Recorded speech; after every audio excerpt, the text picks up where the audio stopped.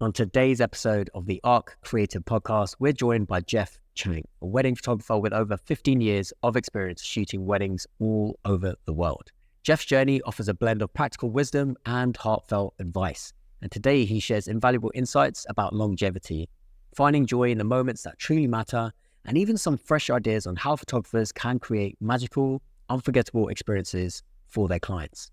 We'll also talk about the upcoming ARC conference where Jeff will be leading an exciting new workshop designed to help photographers convert their Instagram presence into genuine connections with their future clients. Get ready to dive into Jeff's world of photography, growth, creating those remarkable, shareable moments. Welcome to the ARC Creative Podcast. Thank you so much for being a guest. How you doing, Jeff? Thanks for having me on. I'm doing great. I'm a little nervous and I'm a little warm, even though I'm only wearing a t-shirt. Woo. Well, don't be nervous. I'm sure you've done well. You're a very experienced photographer. You've been shooting weddings all around the world, and I'm excited to dive into so many things. First thing I wanted to kick off with is 15 years ago, you started a wedding photography business. If you were to meet your younger self now, what's one piece of advice that you'd give to that Jeff Chang at that point in time right now? I would say 1 gram of protein per pound of your weight and start. Start now. That's great. Start now. Oh man, have you heard of this idea of 1% of improvement per day? Yes. It's too monumental to look at goals and say, yeah, I want this, right? I want to achieve 100% or whatever you want to call it. I want to achieve this level. And it just seems unachievable. And even though you're chipping away at it every day, it doesn't feel like you're really getting there. But the idea of 1% is like, if you improve just 1% per day, I think, and someone please correct me, I think if you improve 1% per day for 365 days, I believe it's a 37 magnitude of improvement over an entire year, which is incredible. That's probably not what I would tell myself. I mean, yes, that's a piece, but I think your actual, when I was joking at the beginning and I filled it in, but I think the real piece of advice I would tell myself is find a mentor. I think that's something I really wish I had. I'm going to say growing up. I didn't have it. I think I was looking for it. I think I needed it. I did a lot on my own. I had the idea of doing everything on my own as well. I don't know where that came from, but just the idea that, anytime building a website, imagine building a website in 2010, I don't even know what tools were available, right? But I definitely thought yeah, we can do it all by ourselves and we don't need help. But I think a lot of things would have come sooner for us, speaking for Kat and myself, because I do work with my partner. So yeah, I think that's probably where I would start out. It's find a mentor, find someone who's willing to take the time to kind of listen to where you want to go, what you want to achieve, and listen to the advice that they can give. And I would say it doesn't even have to be wedding photography related, right? They don't have to be a wedding photographer. It could be a business coach. It could be a life coach. It could be a really good friend who has moved along their career path. And because I think that photography or otherwise, there's the business side, there's the creative side, there's the work-life balance. All of these things are not unique to wedding photography, right? Definitely. So yeah, I think that's what I would say. Nice. In your 15 years, did you end up getting a mentor at any stage? That's all you would say to 15 years ago. Yeah. Do you have a mentor now? And do you share a bit around that? The short answer is no, I don't. I'm still looking. I think I've shortlisted somebody, but I think the reality is, we never stop being students and we're always learning. And there's that's the piece of self-awareness that I think is so important, is knowing that you're never going to make it. There is no goal actually. It's just moving along that journey and learning as you go and improving incrementally as you go. I think it was Mark Twain that said, incremental improvement is better than delayed perfection. And I live by that. And if I, and also looking for a mentor and wanting to be a mentor. I think there are, I think that's the part of me that longing for a mentor, and now being 15 years into the business, I now have a longing to be a mentor as well. And I think that's what really kind of was the seed of growth for everything that I've been doing over the last year in terms of workshops and presentations and speaking engagements, that sort of thing. I really want to connect with people. Beautiful. Awesome. So for anyone who isn't as familiar with your work, the apartment photo, how would you describe your work? And how do your couples describe your work? Before we started this interview, you mentioned that, you know, you love hearing how couples would describe it and that art is subjective. So I would love to hear, if I was a couple and I was wanted to book you, how would you describe it? And then what do you hear from other people?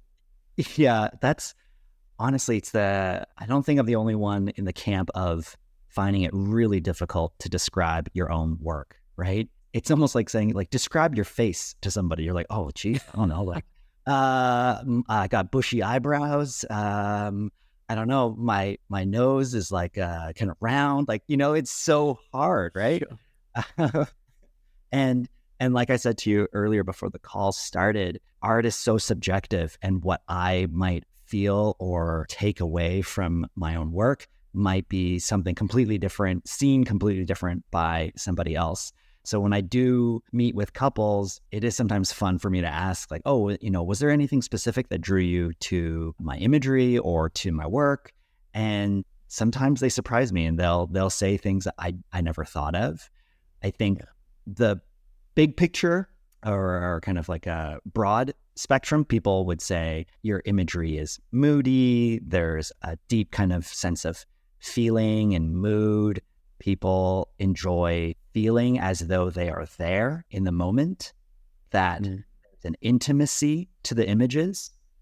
And I love when I hear words like intimacy, because that's something that Kat and I have worked on over the last decade of how do we be a part of a day in a way that benefits the photos, but benefits the experience of the people who are there. And that's so deeply meaningful to us, because ultimately wedding days to us aren't, you know, simply a day at work or a day on a job site. It is a part of our life experience as well. And so approaching it that way and going, okay, look, this wedding is actually going to be an event that I remember as part of my life experience.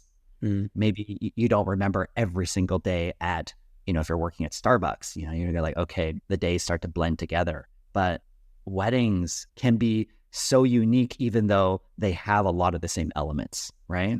Good. Yeah. But the people are different, the weather's different, the venue's different, their stories are different, and the ways that we can show up on the day in a way that really allows us to be intimate, and then to hear that it translates and people go like, oh, I don't even know these people, but I feel for this mother in this photo, or I feel the dad's hug of their son in this photo. They feel it. That is just brilliant. Like it's really rewarding. And I feel like I might have gone a little off track of your original question. No, not at all. Not at all. I think you described it very well. And when you've had a consultation recently, has there ever been a moment where they've kind of picked you or wanted to connect with you for maybe not the right reasons? Something that you were like, oh, actually, you're interested in my work, but that's actually not what we do. Has that ever happened where you've just not connected really with the couple because of? Yeah, I mean, I think a question that I usually ask, meetings or consults are such an incredible opportunity to feel them out as well as them feeling you out, right?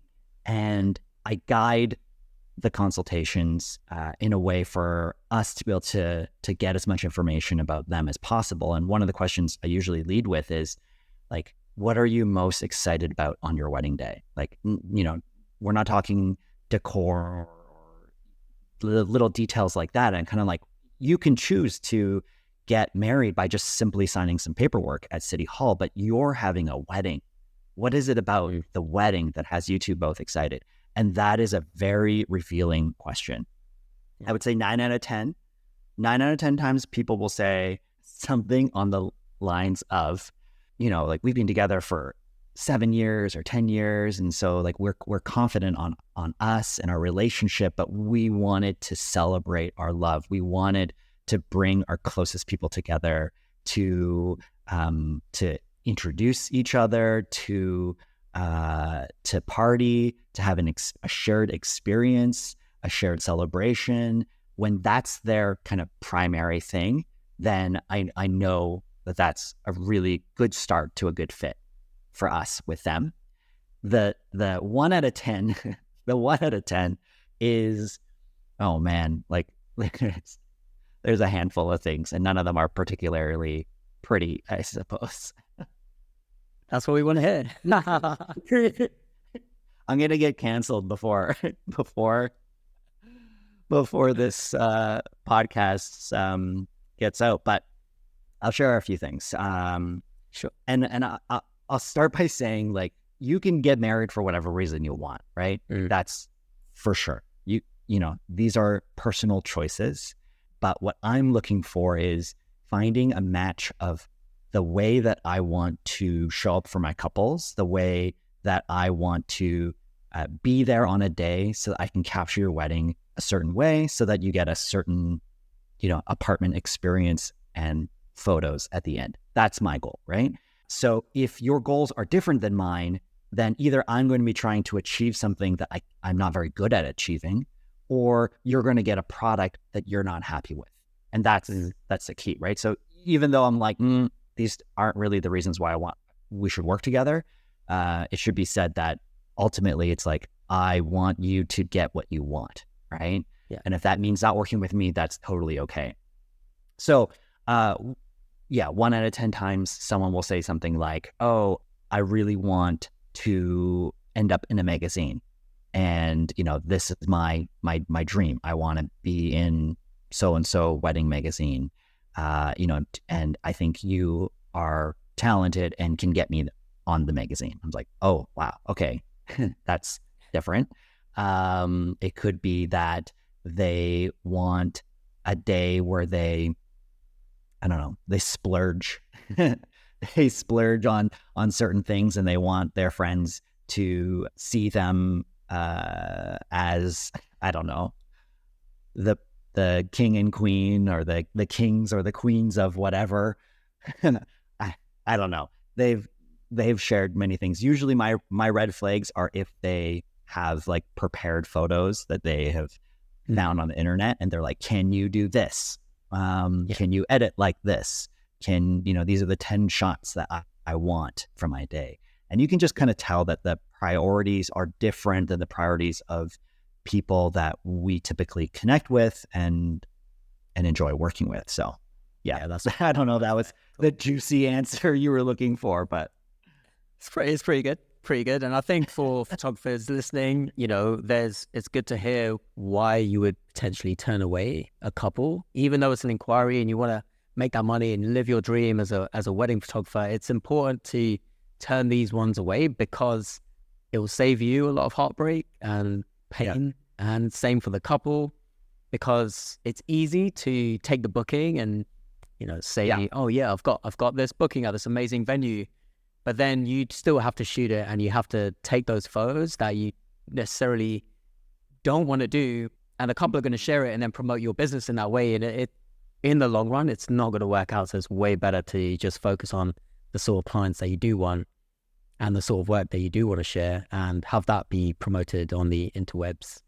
And enjoy your journey as a wedding photographer as well. Shoot the couples that you love, right? And I can almost hear someone saying like, yes, but I'm only starting out and I don't get that many inquiries. So how can I turn away someone just because of a little red flag? And I don't necessarily think that it would be wrong to take it, even though there's a red flag, because again, like we all need to learn we need to learn where our tolerances are. We need to learn where our lines are drawn, and you might not know until you actually do it. So it isn't to say like, see a red flag, don't take it. See a red flag, don't take it. Like, I think you're going to need to take a couple of them and you're going to need to feel them out. And there's going to be some lessons you learn along the way. And that's okay, right? Yes. True. Once you get to a place where you feel like if you turn away an inquiry, it's not going to be a make or break. It's not going to be a, can't buy groceries for the week sort of thing. Then I think the question you can ask yourself is, in a year when I shoot this wedding and I'm there on the day, will I be proud about the work that I create? Will I be proud of myself for being here and doing what I'm doing? And if the answer isn't yes, then you know what you got to do. Yeah, totally. And also define your flags, because a red flag to me is a big kind of, no, I'm definitely not going to do it. But maybe you have a tolerance for orange flags, and those are okay. And if you get more than 3 orange flags, it's pretty much a red. So figure out your own scoring system, I guess. Yeah. You play soccer, right, or football? It's like it's a yellow card and a red card, right? Yeah. 2 yellows. Yes. Yeah, I'm an Arsenal fan as well. We've been getting a lot of yellow cards and a lot of red cards recently. So there you go. Yeah, people getting sent off left, right, and center. But outside of soccer, back to wedding photography, is there a key moment you would say in your career that sort of shifted the trajectory of your career? And what did you learn from it? Because we all start off on a certain path, and over 15 years, there might have been this one thing that just sort of supercharged your career, or supercharged your marketing, or supercharged the sort of couples you were getting. What sort of comes to mind as a key turning point, and what did you learn from that moment? Yeah, I guess I'll start by saying that over the last 15 years, we have grown like a really safe mutual fund. like it's so boring, right? It's so boring. Like there was no point in time where I was like, oh, we just saw a 50% increase in bookings, or we just saw, like, it's boring. And I don't want people to be discouraged by that, because growth doesn't come overnight. If you're seeing people go, oh yeah, this is how you double your income in like 2 months or whatever. Sure, it happens to people, but it doesn't happen to the majority of people, I don't think. Yeah. And I think it's doing the industry a disservice to promote the idea that, like, you're going to do this one class and you're going to triple your income overnight. It might, but like, don't be discouraged if it doesn't, because like I'm literally a living testament to incremental growth. And without getting to the numbers, I would say that like there's probably been a 10 to 15% increase in bookings and in income every single year since the first year that Kat and I started. And that's a good mutual fund.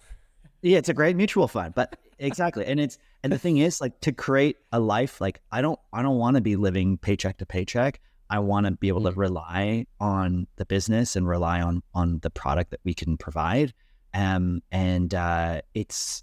might sound boring, but like, financial investing and planning should be boring. If it's exciting, then you're gambling, and gambling is very different than investing. But part two of your question, or part two of the answer to your question, is that there was a big shift, though. It did not affect monetary gains. Like, it didn't affect like a business, but it affected mental health, and it affected, I guess, like overall happiness, which I think is a success marker of its own, right?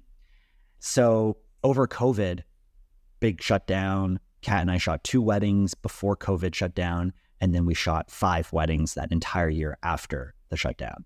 So, we went from 30 weddings to 7. So that was a bit of a shocker.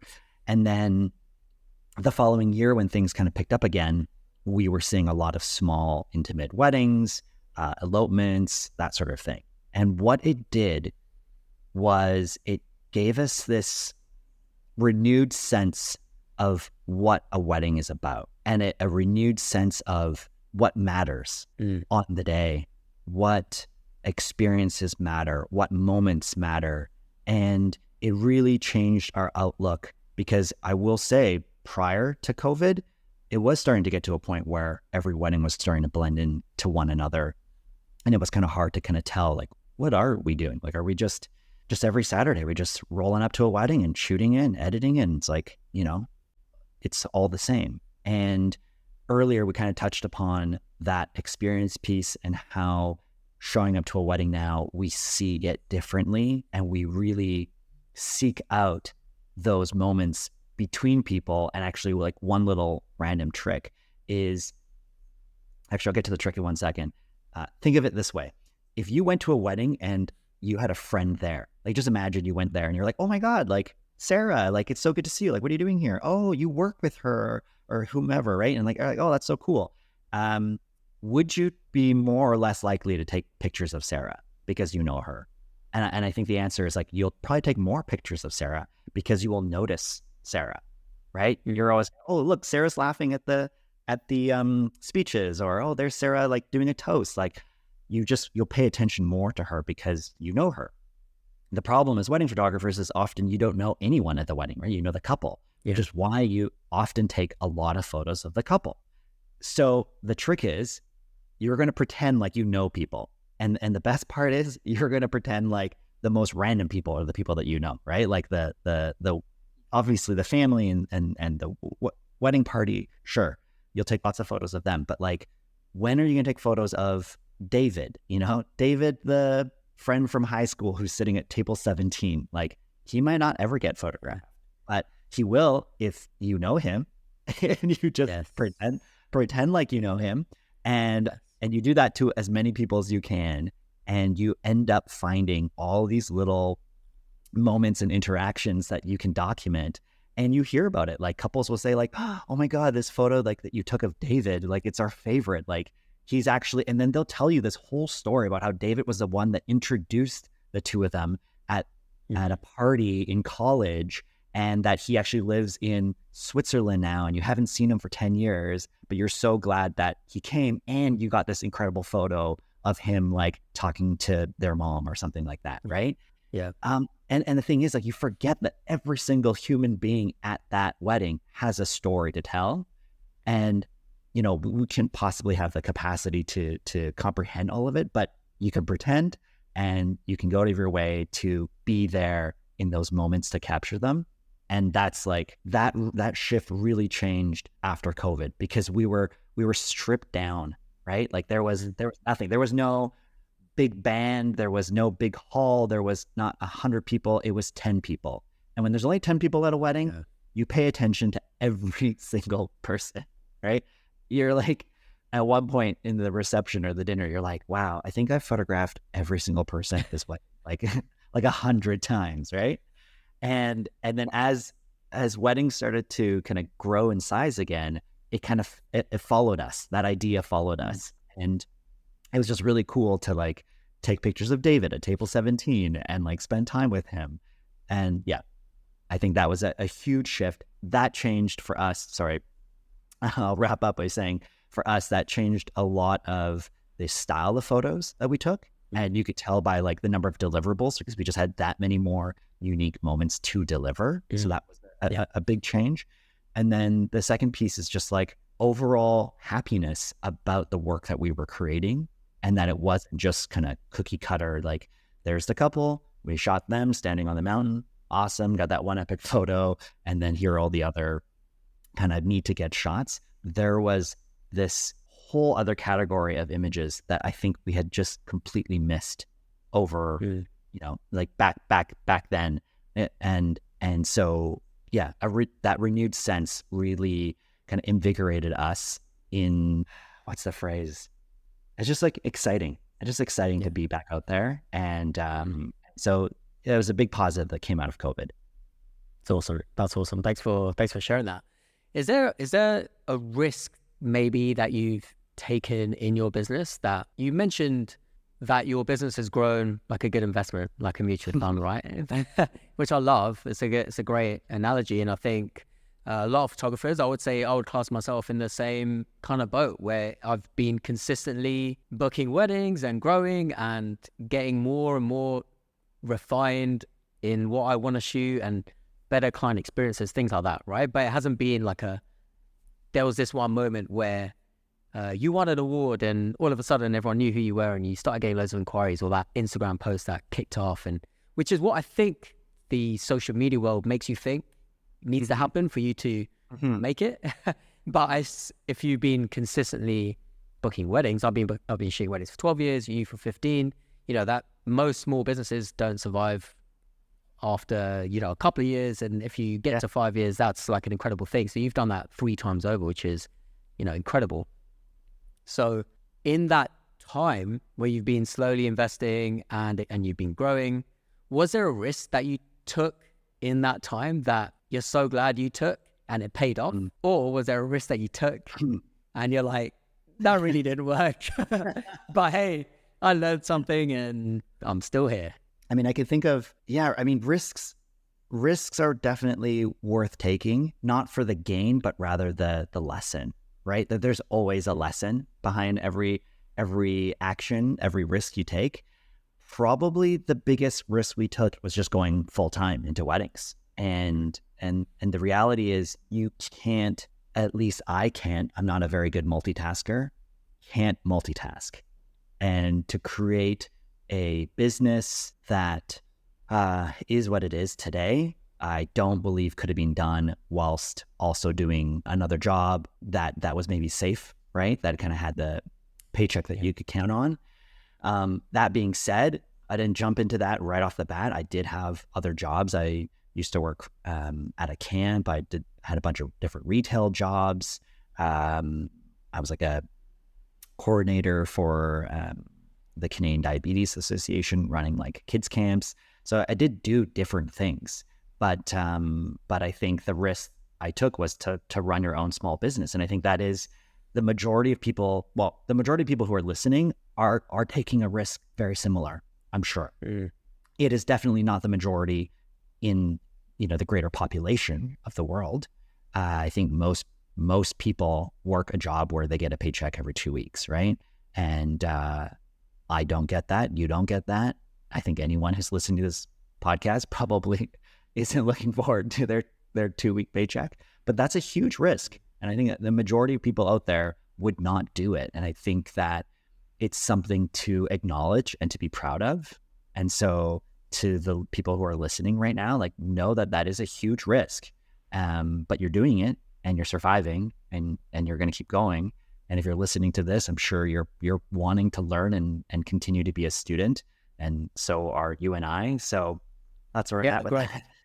Yeah, the learning always continues, and the world evolves and things are changing faster than ever. And the ARC conference is coming back, which you've spoken at before, you've attended. You've also supported me so much throughout the years, man. And just thanks to you and Kat for being there. And, you've been volunteers, speaker concierges, you've photographed the party, you've spoken at it, done so many things. You've brought the energy, and it only made sense that with ARC and the conference coming back, the experience that, you're speaking at it. So first and foremost, thanks so much for being a part of it and supporting ARC over the years as much as you've done. I just want to take this opportunity for you to share a bit about maybe your presentation. What can people expect at ARC? And then take from there. Yeah, I'm really excited to speak at ARC this year, especially with the longer format, having a little bit more time to share and elaborate on thoughts and share ideas. That is really exciting for me. I'm working on a brand new presentation that by the time ARC rolls around, no one will have heard. So all the information will be fresh and new for everyone who's there. So that's awesome. Yeah, this past year has been really transformational for me personally. And there's been an incredible amount of growth, like just full of fertile soil, I guess is the best way to put it. And what's amazing about running your own business is the ability to, I'm actually thinking of this phrase called like vertical integration. And I may be using this phrase incorrectly, but the idea of it is at any point along the ladder, if change is necessary or someone on that level thinks that this particular change will make a difference, it can be immediately implemented regardless of what level you're at. So it's not like CEO down, right? It's not like only the CEO makes decisions and everyone below follows through on those things. Vertical integration is more like at the marketing level. If you're like, you know what would be awesome is if I put did X, Y, and Z, you could just do it. You could change it tomorrow, right? If you were like, you know what, I'm going to bring Skittles to every wedding and give them to my couples during the photo shoot so they get a treat and a sugar boost. You could implement that tomorrow, right? And like no other business can do that, or very few businesses can do that, right? Like if you were working at a grocery store and you're like, oh, it doesn't make any sense that, all the bananas are put here. They should be moved over here. Like how many hoops do you have to jump through before the bananas could be moved? You know what I mean? Yeah. So I think we have this like really unique opportunity to be able to implement change, a drastic change, like immediately. So, so this year, really been thinking about this idea of unreasonable hospitality, right? The idea of it comes from a chef in New York, a Michelin star restaurant. And their whole idea is like, what can we do to completely elevate the experience? And it's not like, oh, we're going to light some more candles, or, we'll take your coat at the door. Like it's like really magic level stuff. And there's this story that I don't know it very well, but I think I'm pretty sure this is accurate. So there's this story that is kind of infamous about this restaurant in New York. It's a fine dining restaurant. It's actually vegan. And the servers were walking around and they heard the family, this table, say, oh, it's been such a great trip to New York. We've had so much fun. But you know what? There's one thing we didn't get to eat while we were here, right? Like they've gotten the pizza. They are at one of the best restaurants in the world right now. They've had whatever famous dishes that New York has to offer. But one thing they didn't get was a street hot dog, like a New York street hot dog, right? And the server heard this, and they're trained to listen and report back, right? And they went to the back and they said like, hey, this table just said that they've had everything to eat in New York except for the hot dog. And this is the kind of restaurant that has like many, many courses, right? Like it's all like chef's choice, right? So they sent someone out. Like they were like, Jimmy, go out and buy like 10 hot dogs from the nearest vendor, right? And then he came back and they prepared it. Like they took the hot dogs and they like, I don't know, made them fancy, I guess, and plated them pretty. And they were like, okay, family, we're ready for the next course. Now we know that you have enjoyed your stay in New York. We know that you've had all of the kind of famous things that our city has to offer, but I have a feeling that there's one thing you haven't had yet. And they present them with the New York street hot dog. And you can imagine, like, the family's just like, what? Like, how did you know? Like, that's incredible, right? Like, that's magic, right? That's not just they, brought out a soup with a gold leaf, like, no. They went, that's above and beyond in a way that is magical. And so I'm like, okay, cool. Like, I'm inspired by this idea. What does that mean? How can I apply it to wedding photography? How can I show it for couples in a way that could be seen that way? Because ultimately, at the end of the day, they're going to have their photos, but they're going to remember their experience. And are they going to say, oh yeah, like it was really great working with Jeff and Kat. They were super friendly. And like, is that it? Period? Like, or is there more? Are they going to be like, oh my God, you have to work with these people. Like, I can't even explain to you what they meant to me on the day. You have to hire these people. That's what I want. I want people who are out there championing us, or I don't know if that's the phrase, right? So that's what we're going to be talking about, or what I'm going to be talking about at ARC, is that idea. And I'm going to couple that, because there has to be the yin to the yang. There's got to be balance. I'm not suggesting you bend over backwards and you cross every personal boundary you've got, and you answer emails at 1 a.m. and you drive yourself into the ground. No, I don't want that for anybody. I think boundaries are so important. So we're going to discover and we're going to workshop together ways that we can be present for our couples in an intentional way, in a thoughtful way that balances our life and our personal life and maintains boundaries, because mental health is so important when it comes to running your own business, because everything's on you and that can be really heavy. So Yes. that's what we're going to work on together at our. Love that. That's awesome. That's awesome. I love the idea of creating these sort of magical moments that are outside of actually the photo taking, but you've created an experience that's remarkable. Somebody wants to make a remark on it. It's that good that when they share about you, and that leads to referrals, and those are the best type of referrals, because it's not just an Instagram share or a Facebook share of a post. It's like a story, an experience, and I'm excited to hear what you share there and how you balance that out. Would you go for it, Jeff? Yeah, I was going to say, like, just imagine the story that family is going to tell about that restaurant. Yeah. It's so much more than, oh yeah, that was the best meal we had in town. Yeah. That was it. Highly recommend. It goes beyond that. It's the story that you go out of your way to tell, right? Yeah. Like no one asked you how New York was, but you're going to go out of your way to be like, hey guys, you want to hear a story? Yeah, for sure. I was speaking to some friends the other day, and they told me about a hotel that they went to, and I think it was somewhere in the Middle East, and they really loved the level of service.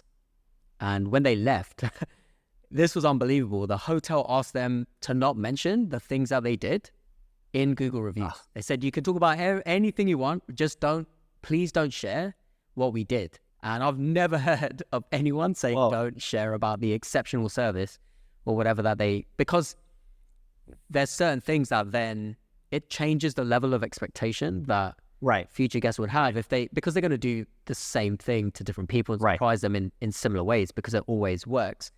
And I think that's incredible to think of that level of service, but then almost to the point where you don't want your couples to share it.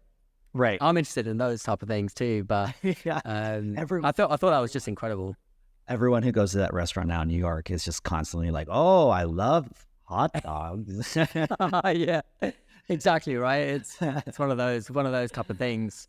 I'll just share very briefly one thing that I've been doing this year personally to raise the level of service for my clients is, if they've booked film, it's just kind of like going over and above with film and just having even more types of film or more types of coverage around that, or staying that much more later on the day. I feel like those are two very simple things that a photographer could do. If you shoot film, just shoot more film. If you don't shoot film, maybe bring some film. Shoot some film. Just like play in that, and the amount of remarks that have been made just on I guess the joy that I've had on my face as I'm shooting film, or just people experiencing the day in a slightly different way. A lot of remarks were made, and I think it's those type of things that can set you apart from other photographers. And I'm really excited to hear, the things that in your 15 years of experience that you've been doing, and what photographers can learn and take away from that. Because 70% or so of the photographers that are coming to the conference are new to ARC. And, we haven't been around for, I would say, it's almost 5 years. But out of those photographers, a lot of those photographers started their business around COVID, just before or during that time. So a lot of young photographers that can learn a lot from somebody who's been doing workshops for and educating and shooting weddings for 15 years. So excited to have you there, Jeff. And could you touch a little bit on your workshop and what people can expect from a Jeff Chang workshop? Yeah. I think first and foremost, workshops that I hold are personal. Like they're intimate. They are real. It's like someone said something to me recently that really resonated, which was the idea that I have to give you a bit of a backstory or it won't make any sense. Sure. So I was sharing about weddings and, how I was able to, or how Kat and I have been able to work together for 15 years and shoot weddings and be in the same field, because it's very rare these days for people to stick with one career for a long time. You might jump around every 5 years or every 10 years. So someone who's been doing something for 15 years is less common. So this person I was speaking to kind of asked me, what is it about weddings that you most enjoy? And after kind of this back and forth for a few minutes, they said, it sounds to me like it's less about the photography and more the fact that you enjoy the connections that you make, and that photography is actually like a means to connection. Like it's your method, or it's your tool, or it's your, way to create those connections. And I found that really, really interesting, because with education and workshops and presentations, it's the same thing. It's actually, the goal is the same. It's to connect with people. And so I think when I run a workshop, I actually just really want to connect with people. And so that kind of facilitates and what's the word I'm looking for?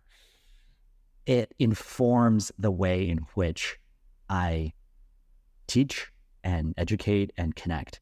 And so I think a lot of people walk away from workshops that I hold and just go like, not only was the information really helpful and really useful, and I'm excited to take it away and implement it, but I feel like I've connected with Jeff, and I feel like I can contact him again in the future and say like, hey, like I've been doing this and I could still use a little bit of help. And that's true. And I do want that. It's not a one-time, connect with me and then like, see you later. Like I think I still surprise people when they'll message me on Instagram and they'll ask a question. I'll give them a really detailed answer, and then they'll say, wow, I really appreciate your response. And I'm like, what, do people not respond to DMs on Instagram? And so with the workshop that's coming up specifically for ARC, I think we're going to be tackling this pain point of, you have an Instagram account, you have X number of followers, but you're not feeling like that is converting to people actually contacting you and saying, hey, I saw your work on Instagram, I love it, and I'd love to learn more about you or your photography, and I'm interested in having you as my wedding photographer. So where's the disconnect? Because you might have 5,000 followers or you might have 100,000 followers, but the problems are still the same. And there is a way to reach people in a way and to communicate that, you're open for business and you're on Instagram to promote yourself, but there is such a nuance between giving and taking. And that's what we're going to be discussing. The idea of like, you can be on Instagram to take and you can be on Instagram to give. And that tiny difference will turn people on or off your work. And so that's the part that we're going to be really figuring out together. Love it, Jeff. Love it. Can't wait for your presentation. And anyone who's interested in the workshop, head to the link in the description. You'll be able to sign up for Jeff's workshop right there. Jeff, is there anything that you want to leave us with? What's happening over the next few months before we hit the conference? Oh, a lot. Are people going to hear? Yeah, people are going to hear about this before the conference, obviously. I'm going to be traveling just literally days leading up to ARC. So I'm super excited. I'm going to be in Europe for an entire month and going on a journey of, I think, probably 12 or 13 countries. So very excited about that. So follow along if you're interested in Europe travels. But I will end with a quote from The Bear. If you've watched The Bear, have you heard of The Bear? No, I haven't. No. Okay. I was thinking of Cocaine Bear for a second, but no, no. That's a different thing. It's on Disney Plus. It's Okay. part of the I think FX network, but it's a show about chefs and opening a restaurant. And this one episode, it was called Forks. This episode's in the third season. The head chef sends one of his friends to this super fancy restaurant, like Michelin star restaurant, to learn, right? And he spends a week there, and every day he is only in charge of cleaning forks. Like that's it. Like that's all they got him doing, cleaning forks. and there is a clock on the wall, and there's a sign underneath that says every second counts. And so the impression that you get through this whole episode is like they are the whole process of this restaurant is like they're a machine. It's just like everyone has their job. You get the job done. No time to lean. You got to like clean, prep, cook, serve. You know, like it's just like military. Every second counts. And by the end of the episode, there's this moment where the head chef has a conversation with this guy. And she shares a story about how her father would tell stories while he was traveling through, I think it was like wartime stories, or they were like he was traveling around as a teenager or as a kid. And he would always, she read these stories, and it was so amazing for her to kind of live in these moments that her father was sharing and retelling through these stories, and how meaningful it was for her to experience this. And she felt like she wanted to do the same thing, and that it was important to her to, you know, do the things that were important to her and to surround herself with things that mattered. And she was like, yeah, and I really loved the way that he always signed off every single story or every single entry. And then she gets called away, and he's like, wait, like what did he sign off every story with, right? Or every entry with? And she's gone. And then there's this moment where he's kind of like, like I don't know the ending to this story. And then he looks up and he sees the clock, and underneath it says, every second counts. And it was just like such a sweet moment, and really kind of changed the perspective of how you can view it as every second counts. Like you got to take advantage of, you know, every second to build your business, or you can look at it as fill your life with things that matter. And like, you know, we're wedding photographers. We're not saving lives.